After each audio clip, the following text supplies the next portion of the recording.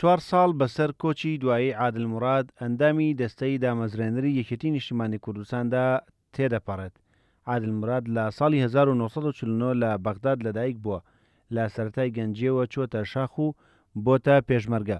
خوێندنی سەرەتایی و ئامادەیی لە بەغداد تەواو کردووە و لە زانکۆی بەغداد بڕوانامەی بەکالۆرۆسی لە کیمیا بەدەستهێناوە. ساڵی 1975 ڕوو لە دیمەشق دەکات و لەگەڵ سەرۆک مامجەلال و هەڤاڵەکانیدا یەکێتی نیشتیمانی کوردستان دادەمەزرێن و شۆڕشی نوێ هەڵدەگیرسێننەوە.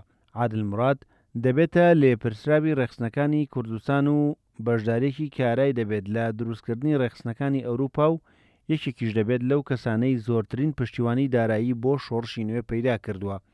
عادڵموراد چەند ساڵێک نوێنەری سەرۆک مامجەلال بووە لە دیمەشق، ماوەیەک ئەندامی کۆمیتەی سەرکردایەتی و لێپرسراوی ناوەندی ڕاگەیاندنی یەکێتی بووە.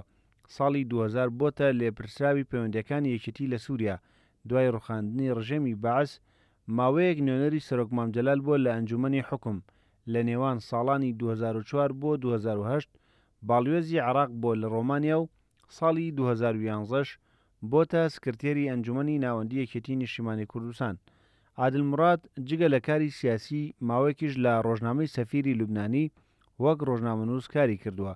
ڕۆژی 18 پێنجی 2018 عادڵموراد لە یەکێک لە نەخۆشخانەکانی ئەڵمانیا کۆچی دوایی کرد.